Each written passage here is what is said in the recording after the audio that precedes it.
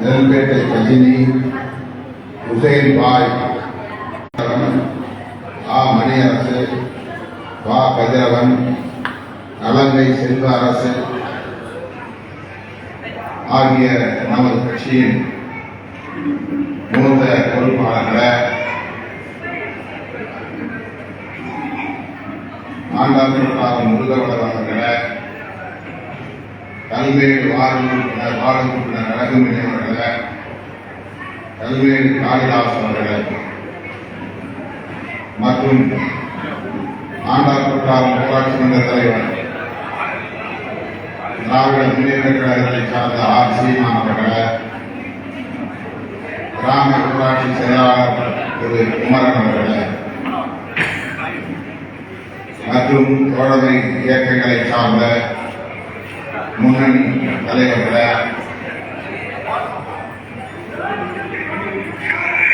SRM railway தொழிற்சங்க தோழர்களை, Madurai doctor Ambedkar வழக்கறிஞர் சங்கம், தொழிலாளர் விடுதலை முன்னணி, அனைத்து ஆட்டோ தொழிற்சங்கம், துப்புரவு தொழிலாளர் மேம்பாட்டு தொழிற்சங்கம், தொழிலாளர் முன்னேற்ற சங்கம், தமிழ்நாடு சுகாதார பணியாளர் முன்னேற்ற சங்கம், சிஐடியு தொழிற்சங்கம் உள்ளிட்ட பல்வேறு தொழிற்சங்கங்களை சார்ந்த முன்னணி தலைவர்களை, கட்சியின் மாவட்ட செய்தி தொடர்பாளர் தாமரைவன், லாசுபதி தேவா, மகாலிங்கம் ஆகிய முன்னணி தோழர்களை, மஸ்தான்பட்டி ஆறுமுகம் அவர்களை,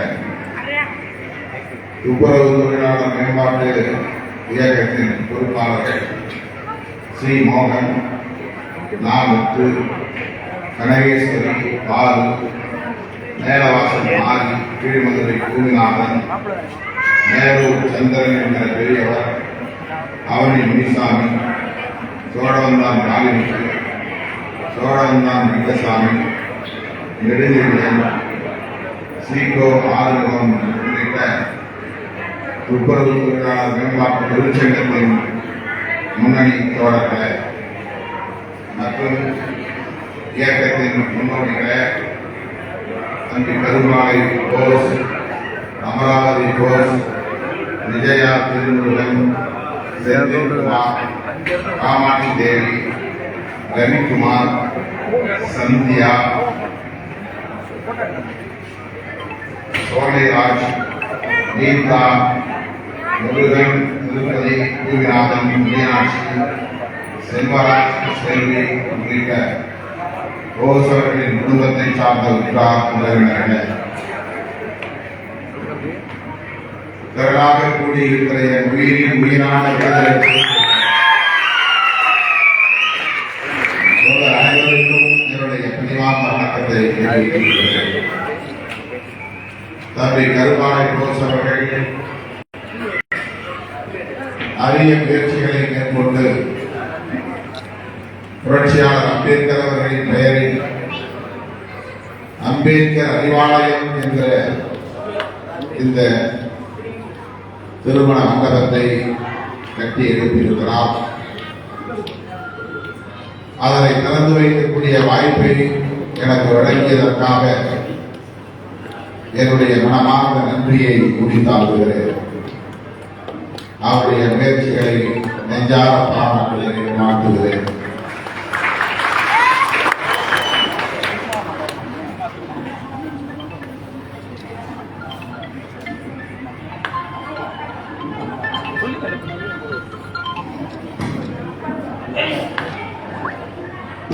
இதனை 2 மண்டபங்களாக பிரித்திருக்கிறார். ஒன்று அமராவதி திருமண மண்டபம், இன்னொன்று திருமால் திருமண மண்டபம்.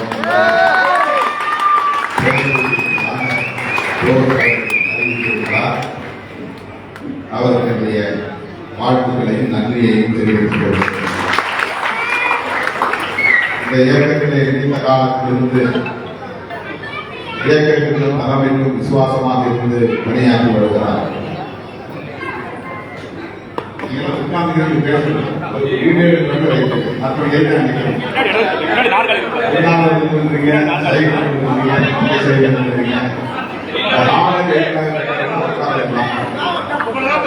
நாற்காலி எதுக்காக உட்கார்வதுதான்.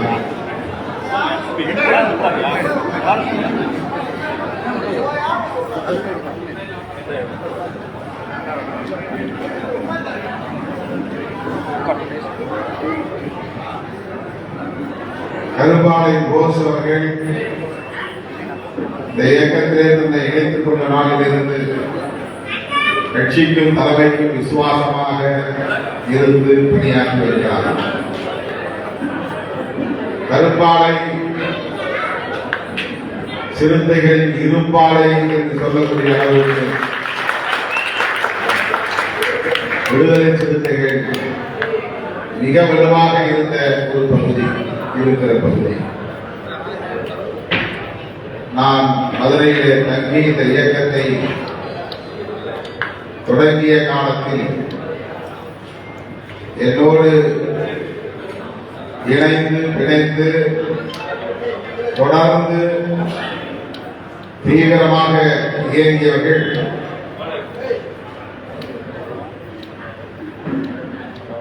கரும்பாலை பகுதியை சார்ந்த சிறுத்தைகள் என்று சொன்னால் யாருக்கும் ஆட்சி கோபுதூர், கண்ணாகுளம், கரும்பாலை, பந்தக்குடி, மீனாட்சிபுரம், செந்தூர், அருந்தமிழ் நகர், எஸ்எம்பி காலனி, இந்த பகுதிகள் தேர்தல் அரசியலுக்கு நாம் வருவதற்கு முன்பே எழுச்சியாக இருந்த பகுதி. அதே போல மஞ்சள் மேடு காலனி, தோமஸ் பாளையம், பெரியார் அருகே உள்ள மேலவாசல், இன்றைக்கு புரட்சித் தலைவர் காலனி என்று நாம் அழைக்கிற அந்த பகுதி,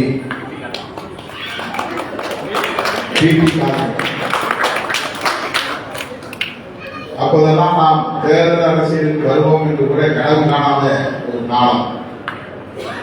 தீவிரமாக தேர்தல் புறக்கணிப்பை பேசிய காலம். சிறுத்தைகள் என்கிற ஒரு அடையாளத்தை இந்த நாட்டுக்கு உணர்த்திய பகுதிகள் இந்த பகுதிகள். இப்படி ஒரு இயக்கம் மதுரையிலே இயங்குகிறது என்பதை வெளிச்சத்துக்கு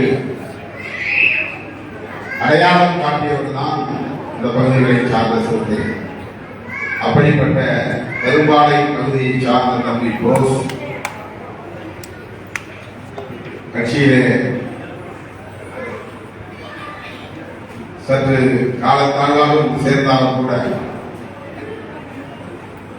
பிற்காலத்திலே வந்து சேர்ந்தாலும் கூட, இணைந்த நாளிலிருந்து இந்த கட்சியின் வளர்ச்சியிலே அவரும் முக்கிய பங்காற்றி இருக்கிறார் என்பதை மகிழ்ச்சியோடு நான் இன்றைக்கு பல வழக்குகளை சந்தித்த தொடர்பும் அவரும் ஒருவர்.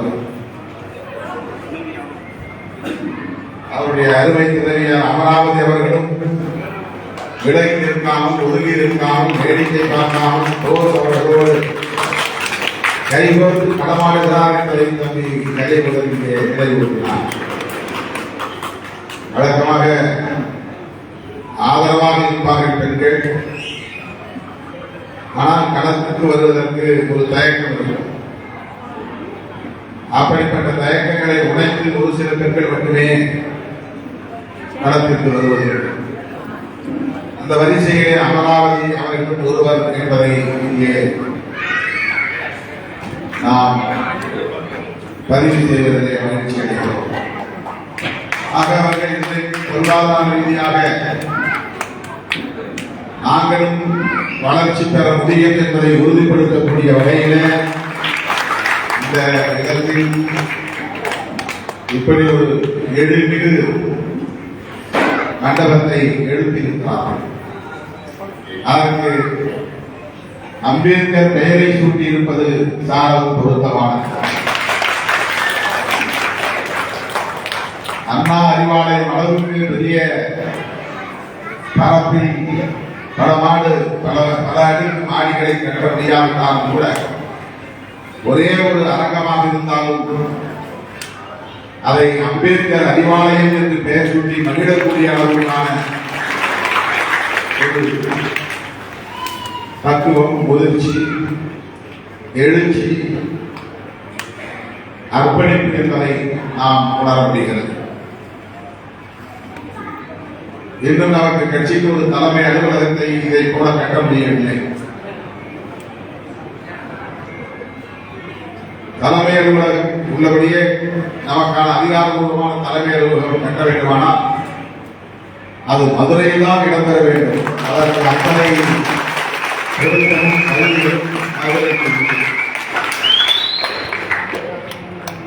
நான் சென்னையில் இருப்பதால் சென்னையில் தான் எழுப்ப வேண்டும் என்றில்லை. மதுரையில் வேர் பிடித்த இயக்கம். எனவே மதுரையில் நாம் ஒரு தலைமை அலுவலகத்தை கட்டி இங்கிருந்து தமிழ்நாட்டை நாம் இயக்க முடியும். இங்கேயே நிலை கொண்டு இயக்கத்தை வளர்க்க முடியும். அந்த பெருமையும் அந்த சிறப்பும் மதுரை மண்ணுக்கு உண்டு, மதுரை சிறுத்தைகளுக்கு உண்டு.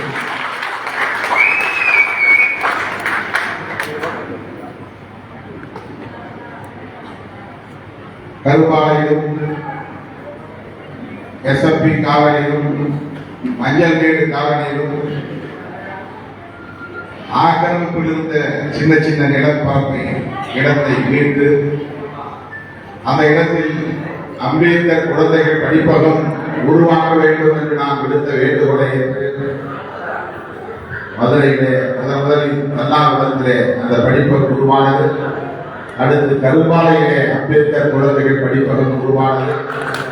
அதனை ஒட்டி மஞ்சள்மேடு காலனியிலே உருவானது. பிறகு அருந்தமிழ் காலனி, அருந்தமிழர் காலனி, எஸ்எப்பி காலனி உருவானது. அந்த இடம்லாம் மற்றவர்களின் ஆக்கிரமிப்பில் இருந்த இடம். அதுதான் முக்கியமானது.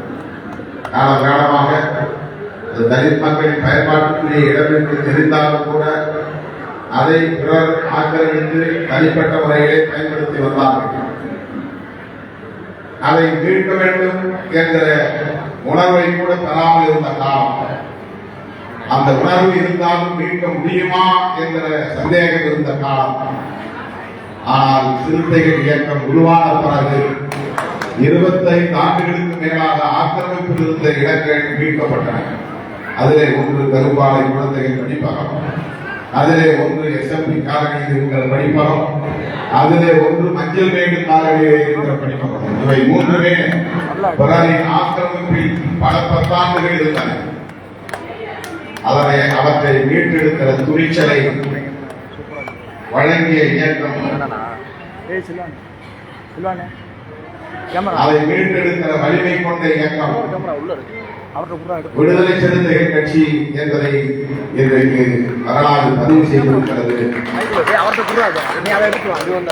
இப்போது சுடர்மொழி ஐயர் பங்களாவிலே நாங்கள் ஏற்கனவே தலைமை அலுவலகம் கட்ட இடம் பார்த்து விட்டோம் என்று சொல்லியிருக்கிறார். அந்த இடம் ஆக்கிரமிப்பிருந்ததை மீட்டிருக்கிறோம் என்று இங்கே அறிவித்திருக்கிறார். மதுரை சிறுத்தைகள் நினைத்தால் 1 ஏக்கர் கூட நிலம் வாங்கி தலைமை அலுவலகத்தை கட்ட முடியும். இன்றைக்கு மதுரை மாவட்டத்தை சார்ந்தவர்கள் அந்த தகுதியை வளர்த்துக் கொண்டிருக்கிறார்கள், அந்த வலிமையை பெற்றிருக்கிறார்கள். ஆகவே இது போன்ற ஒரு வளர்ச்சி என்பதுதான் சமூகத்தின் விடுதலைக்கு அடித்தளமாக அமையும். அடக்குமுறைகளிலிருந்து ஒடுக்குமுறைகளிலிருந்து மீட்பதற்கான வழிவகையை உருவாக்கி தரும். அந்த வகையில நாம் ஈட்டிய பொருளை மனபோன போக்கில் விரயமாக்காமல், ஊதாரித்தனமாக செலவழிக்காமல், சேமித்து கடன் உடன் வாங்கி இப்படி ஒரு அழகிய மண்டபத்தை எழுப்பி இருப்பது என்பது ஒரு சாதனை தான். அந்த வகையிலே நான் அமராவதி அவர்களுக்கு நான் பாராட்டுகிறேன், வாழ்த்துகிறேன். இந்த நிகழ்ச்சியின் ஊடாக அழுத்தமாக ஒரு வேண்டுகோளை வைக்க நான் விரும்புகிறேன். இன்னும் 4 நாட்கள் மட்டுமே எஞ்சியுள்ளன. இன்றைக்கு தேதி 9. இன்னும் 4 நாட்கள் தான் மிச்சம் உள்ளன. இடைவெளி 14ஆம் தேதி திருச்சிராப்பள்ளியிலே நாம் கூட இருக்கிறோம், குவியில் இருக்கிறோம், திரளை இருக்கிறோம். எதற்காக? தேர்தல் அரசியலுக்காக அல்ல. வரவிருக்கிற 2026 சட்டமன்ற பொதுத் தேர்தலில் நம்முடைய பேர வலிமையை பெருக்க வேண்டும் என்கிற நோக்கில் அல்ல. எல்லோரும் தேர்தல் அரசியல் தொடர்பாக தீவிரமாக ஆலோசித்துக் கொண்டிருக்கிறார்கள். பாரதிய ஜனதா கட்சியின் முன்னணி தலைவர்கள் ஒருவர், உள்துறை அமைச்சர் அமித்ஷா கூட மதுரைக்கு நேற்று வந்திருந்தார். 2 நாட்கள் இங்கே இருந்தார். அவர்களின் முன்னணி நிர்வாகிகளோடு கலந்தாய்வு செய்தார். தேர்தல் கூட்டணியை உறுதிப்படுத்துவதற்காக வந்தார்.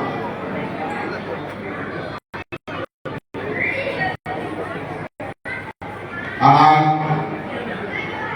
அவர்கள் எதிர்பார்த்த கட்சிகள் கூட அந்த அணியிலே சேர்வதற்கு ஆர்வம் காட்டவில்லை. அமித்ஷா அவர்களை சந்திக்கவில்லை. பாட்டாளி மக்கள் கட்சியை அவருடைய பிரதிநிதிகள் யாரையும் ஒருவர் சந்திக்க கூடும் என்று எதிர்பார்த்துதான் அமித்ஷா இங்கே வந்தார். ஆனால் அதிமுகவை தவிர வேறு எந்த கட்சியும் பாஜக விரித்த வலையில் இன்னும் சிக்கவில்லை. அதிமுக ஏதோ ஒரு காரணத்தால் ஏற்கனவே சிக்கிக் கொண்டது.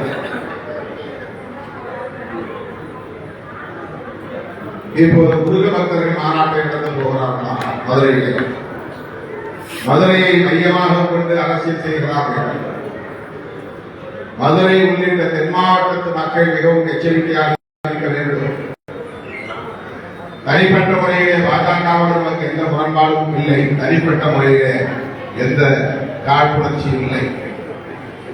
அவர்கள் ஒவ்வொரு மாநிலத்திலும் எப்படி அரசியல் செய்கிறார்கள் என்பது நாடறிந்த ஒன்று.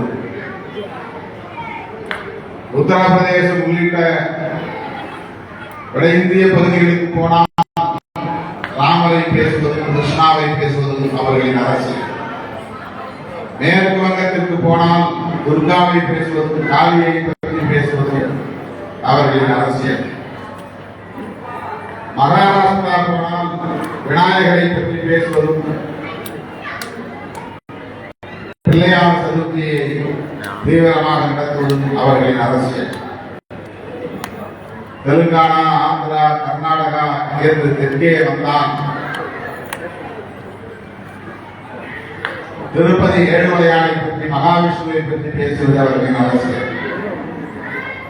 தமிழ்நாட்டுக்கு வந்தால் முருகனை சொல்லி ஏமாற்றுவது, ஏமாற்ற முயற்சிப்பது அவர்களின் அரசியல். இது அவர்களின் உத்தி. மக்களிடையே இருக்கிற இயல்பான கடவுள் நம்பிக்கையை தங்களுக்கான அரசியல் ஆதாயத்திற்கு பயன்படுத்திக் கொள்கிற ஒரு உத்தியை அவர்கள் தொடர்ந்து கையாண்டு வருகிறார்கள். மதுரை மாவட்டத்து மக்கள் கடவுளை சொன்னால், மதத்தை சொன்னால், சாதியை சொன்னால் வெகுவாக அணிதிரண்டு விடுவார்கள் என்ற நம்பிக்கை அவர்களுக்கு இருக்கிறது. சென்னையிலே அல்லது வட மாவட்டங்களிலே அவர்கள் பேசுகிற அரசியல் ஈடுபடாது என்பதால் தான் தென் மாவட்டங்களையும் மேற்கு மாவட்டங்களையும் குறிவைக்கிறார்கள். ஏழை எளிய மக்களிடையே மத அரசியலை தீவிரமாக பேசுகிறார்கள். சாதி அரசியலை பேசுகிறார்கள்.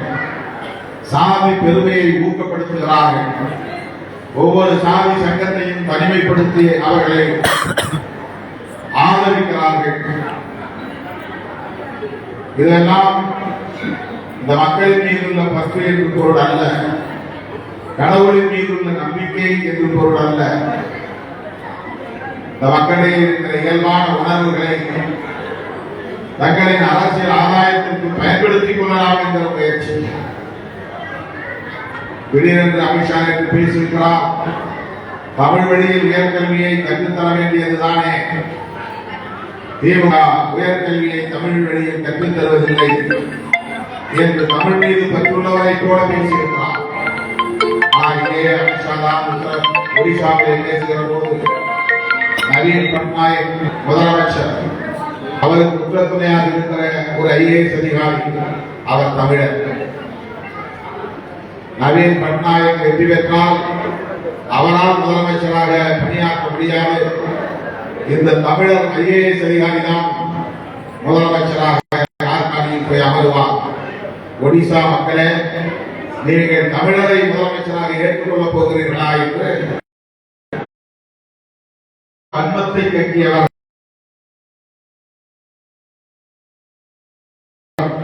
அமித்ஷா. ஒடிசா மக்களை தமிழர் தூக்கிட்டவர் அமித்ஷா.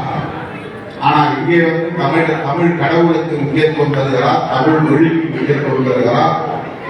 தமிழர்களை நாங்கள் அதிக்கிறோம் என்கிறார் அரசு. இதையெல்லாம் நாம் புரிந்து கொள்ள வேண்டும். இப்படிப்பட்ட நாடக அரசியல் நடத்தக்கூடிய இந்த சக்திகள் அடிப்படையில சமூக நீதிக்கு எதிரானவர்கள், சகோதரத்துவத்திற்கு எதிரானவர்கள், சமத்துவத்திற்கு எதிரானவர்கள். சுருங்க சொன்னால் புரட்சியாளர் அம்பேத்கருக்கும் தந்தை பெரியாருக்கும் எதிரானவர்கள். அதனால்தான் நாம் பாஜகவில் எச்சரிக்கையாக இருங்கள் என்று சொல்லுவோம். வேறொரு அதிமுகவுக்கும் அந்த எச்சரிக்கையை நாம் சுட்டிக்காட்டுகிற போது அவர்களுக்கு ஆற்றல் வருகிறது. இவன் யார் நமக்கு அறிவுரை சொல்ல? இவன் திமுகவிடம் போய் வகையாக மாட்டிக்கொண்டான், சொல்லிக் கொண்டான்.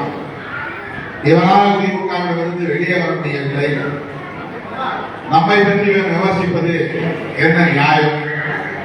நாங்கள் யாரிடமாவது போகிறோம், உங்களுக்கு என்ன என்றெல்லாம் அவர்கள் ஆதரிப்படுகிறார். திராவிட இயக்கங்கள் ஒரு இயக்கம், அதிமுக என்று நம்புவதால் நாம் அவர்கள் மீது ஒரு தரிசனத்தை காட்டுகிறோம். அந்த இயக்கம் ஜெயலலிதா அம்மையார் மறைந்த சில ஆண்டுகளிலேயே சிதைந்துவிடக் கூடாதே என்கிற கவலையில் தான் அதை சுற்றி காட்டுகிறது. வேறொன்றும் உடன் இணைந்து பணியாற்றக்கூடிய இயக்கங்களை சுவாகா செய்வது, விழுங்குவதுதான் பாஜகவின் வாடிக்கை வழக்கம். சற்று யோசித்து பார்க்க. பாஜகவுக்கு என்று தனியே ஏதாவது வாக்கு வங்கி உண்டா? கிடையாது. அதிமுகவோடு சேர்ந்து குறைந்தது 30 இடங்களில் போட்டிடுவார்கள். அந்த 30 இடங்களில் அவர்கள் பெறுகிற வாக்குகள் 90% வாக்குகள் அதிமுக வாக்குகளாகத்தான் இருக்கும். ஆனால் அவர்கள் தேர்தலுக்கு பிறகு என்ன சொல்வார்கள்? பிஜேபி வாக்கு வங்கி என்று சொல்வார்கள். யாருடைய வாக்குகளை திருடி யாருடைய வாக்குகள் என்று உரிமை கோருவதை எண்ணி பார்க்கவே. பாஜகவோடு அதிமுக கூட்டணி சேர்ந்து இருக்கிறது என்றால் அதிமுகவுடைய வாக்குகள் மட்டும் 90% என்று சொல்லலாம். அந்த கூட்டணியை சேர்ந்த மற்ற எல்லா கட்சிகளும் சேர்ந்து 9 அல்லது 10% வாக்குகள் தான் வரும். அப்படிப்பட்ட அதிமுக பாஜகவுக்கு தொகுதிகளை வாங்கி கொடுத்து வாக்குகளையும் அள்ளி கொடுத்து அந்த கட்சி இங்கே ஒரு வாக்கு வங்கி உள்ள கட்சியாக பரிணாமம் பெறுவதற்கு ஏன் துணை போக வேண்டும் என்றுதான் நான் கேட்கிறேன். அதனால் அதிமுக தான் பலவீன வழியும் அடையும். எம்ஜிஆர் உருவாக்கிய இயக்கம், ஜெயலலிதா கட்டி காப்பாற்றிய இயக்கம், அதுவும் ஒரு பெரியார் வழிவந்த இயக்கம். ஆகவே வலதுசாரிகள் வலிமை பெறுவதற்கு அதிமுக துணை போய்விடக் கூடாது என்பதுதான் விடுதலை சிறுத்தைகளின் கவலை. அந்த அதிமுக பெரியாருக்கு எதிரான கட்சியா இல்லையா? பாரதிய ஜனதா கட்சி. அந்த அதிமுக உணர வேண்டாமா? அது பெரியார் வழிவந்த இயக்கம் தானே. பாரதிய ஜனதா கட்சி பெரியாருக்கு எதிரான இயக்கமா இல்லையா? இதை அதிமுக உணர வேண்டாமா? அந்த கட்சி தமிழ்நாட்டிலே வளர்ந்தால் பெரியாரியத்துக்கு எதிராக போகுமா போகாதா? சமூக நீதிக்கு எதிராக போவார்களா போக மாட்டார்களா? அதை எண்ணி பார்க்க வேண்டாமா? அதுதான் கவலை. வேறொன்றும் இல்லை. நமக்கு வேறொன்றும் நோக்கம். எங்களுக்கு இருக்கிற அடுத்த கவலை, புரட்சியாளர் அம்பேத்கர் அவர்கள் வகுத்தளித்த அரசமைப்பு சட்டத்தின் உயிர் மூச்சு கோட்பாடாக இருக்கிற மதச்சார்பின்மையை நீர்த்து போக செய்கிற ஒரு கட்சி பாரதிய ஜனதா கட்சி. ஆகவேதான் வருகிற ஜூன் 14ஆம் தேதி நாம் திருச்சியில் கூட இருக்கோம். தேர்தலை பற்றி பேசுகிறேன். அமித்ஷா தேர்தல் பற்றி பேசுவதற்காகத்தான் மதுரை வந்து போகிறார். தமிழ்நாட்டில் இருக்கிற பல கட்சிகளும் தேர்தலை பற்றி சிந்தித்துக் கொண்டிருக்கிறார்கள். விடுதலை சிறுத்தைகள் தேசத்தை பற்றி சிந்தித்துக் கொண்டிருக்கிறது. தேர்தல் அரசமைப்பு சட்டத்தை பற்றி கவலைப்பட்டுக் கொண்டிருக்கிறது. அதன் உயிர்மூச்சு கோட்பாடுகளான சுதந்திரம், சமத்துவம், சகோதரத்துவம் என்கிற அந்த கோட்பாடுகளை பற்றி கவலைப்படுகிறது. முதன்மையான கோட்பாடான மதச்சார்பின்மையை பற்றி கவலைப்படுகிறது. வக்ஃபு திருத்த சட்டம் முஸ்லிம்களுக்கு எதிரானதுதான். அது மேலோட்டமாக பார்த்தார். வக்ஃபு திருத்த சட்டம் அரசமைப்பு சட்டத்திற்கு எதிரானது என்பதுதான் உண்மை. உள்ளீடாக பார்த்தார். குடியுரிமை திருத்த சட்டம் முஸ்லிம்களுக்கு எதிரானதுதான். மேலோட்டமாக பார்த்தார். ஆனால் குடியுரிமை திருத்த சட்டம் அரசமைப்பு சட்டத்திற்கு எதிரானது. உள்ளீடாக பார்த்தார். மெல்ல மெல்ல இந்த அரசமைப்பு சட்டத்தை தகர்த்தெறிவதுதான் அவர்களின் நோக்கம். அரசமைப்பு சட்டத்தின் உயிர் மூச்சு கோட்பாடாக இருக்கிற மதச்சார்பின்மையை நீர்த்து போக செய்வதுதான் அவர்களின் நோக்கம். ஆகவேதான் மதச்சார்பின்மையை காப்போம் என்று உறந்து முழங்குகிறோம். அதற்காக லட்சக்கணக்கில் திரள இருக்கிறோம். எனவே உங்கள் டைரியில் ஜூன் 14 என்ற பக்கத்தில் திருச்சிராப்பள்ளியில் திரளுவோம் என்று எழுதி வைக்க வேண்டும். எனக்கு அந்த வேலை இருந்துச்சு, இந்த வேலை இருந்துச்சு, காலூத்து இருந்துச்சு, கல்யாணம் இருந்துச்சு, அந்த ஊருக்கு போன இந்த ஊருக்கு போனது யாரும் சொல்லக்கூடாது. எந்த வேலை இருந்தாலும் அன்றைக்கு தள்ளி வைக்க வேண்டும். இந்த நாளை அம்பேத்கர் அறிவாலயம் திறப்பதற்காக நாம் தள்ளி வைத்தோமா இல்லையா? குறிப்பு வைப்போமா இல்லையா? அதற்காக நாம் ஒன்றாக கூடியிருக்கிறோமா இல்லையா? அதை போல ஜூன் 14 திருச்சிராப்பள்ளி திறந்து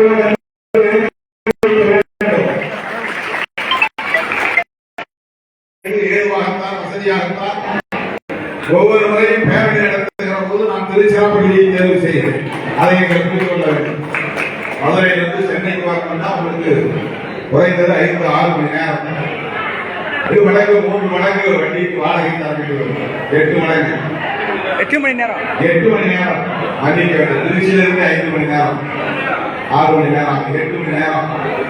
இப்ப திருச்சி எவ்வளவு? 1 மணி நேரம் தான். 1 மணி நேரம் தான். 10,000 கொடுக்குற இடத்துல வாடகைக்கு நீங்க 2,000 கொடுத்தா 1000 கொடுத்தா முடியும் வாடகை. 18,000 ரூபாய் பஸ்.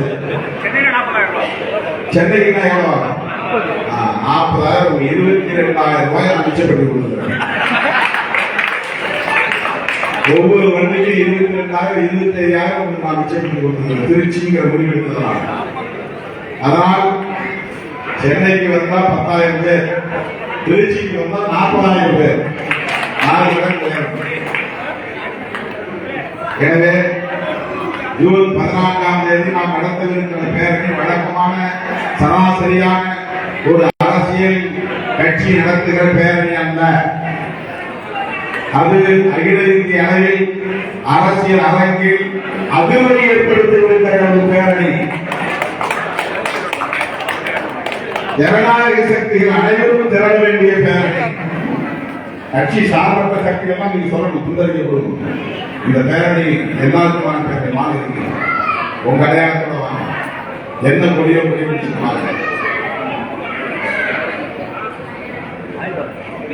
இடதுசாரி சிந்தனையாளர்கள் அனைவரும் பங்கேற்க வேண்டிய பேரணி.